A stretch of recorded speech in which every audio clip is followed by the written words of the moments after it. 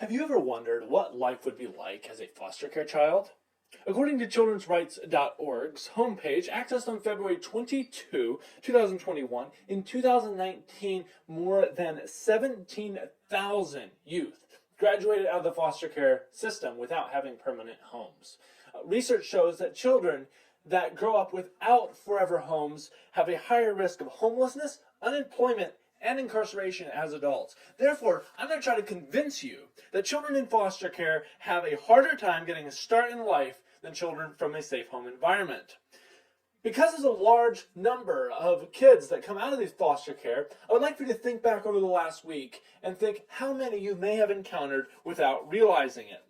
As somebody who has two younger brothers through adoption, I have taken the time to try to understand what life is like for the less fortunate. My goal is to help you understand as well through 3 steps. First, I'm going to define my terms. Second, I will set the limits for my argument. And third, I will give you my major points that prove my argument.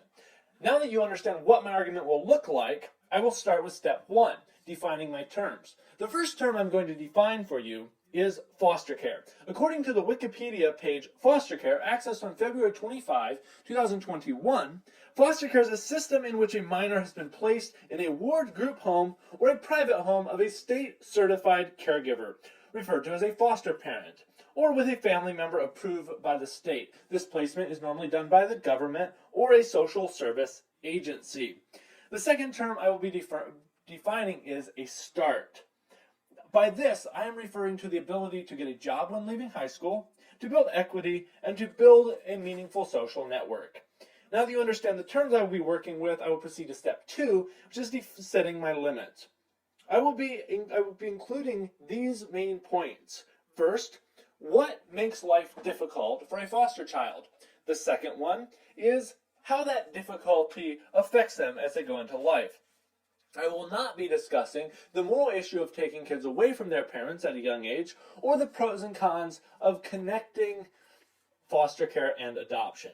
Now that you understand the limits of my argument, I will proceed with step 3, giving you the claims I will be using to prove my argument. The first claim I have is this: kids in foster care suffer from a trauma at a much higher rate than average. According to a study done by Peter Pecora and others in Education and Employment Outcomes of Adults Formerly Placed in Foster Care, results of a Northwest foster care alumni study published on July 5, 2006, only 6.7% of kids placed in foster care had no child maltreatment prior to being placed. Maltreatment then leads to mental health issues, as stated by Ruth Gilbert and others in Recognizing and Responding to Child Maltreatment, published on December 4, 2008. Various mental health problems in children associated with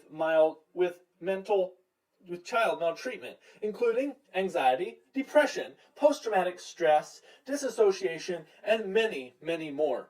These resulting issues cause kids to be labeled as problem kids. That label will then follow them into adulthood, creating an environment in which success is a lot more difficult.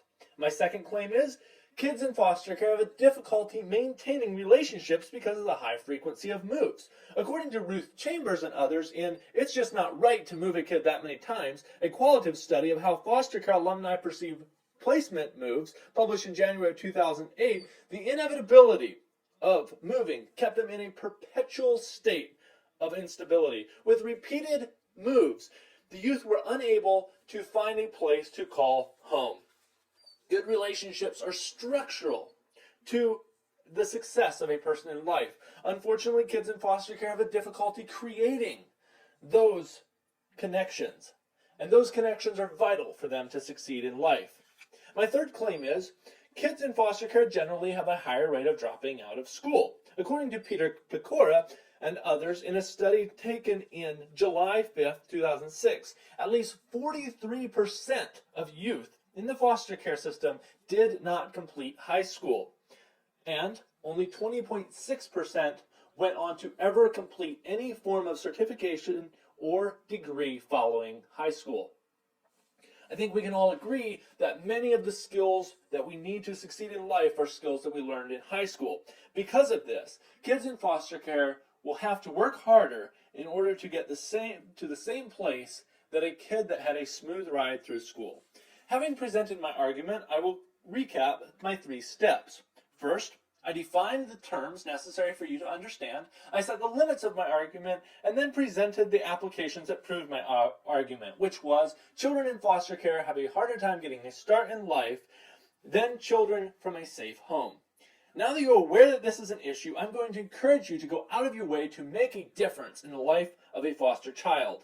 To quote Josh Shipp, a foster kid that was every adult's worst nightmare, according to Katie Gurton, June 19th, 2018, published on youthdynamics.org, the difference between a statistic and a success story is you.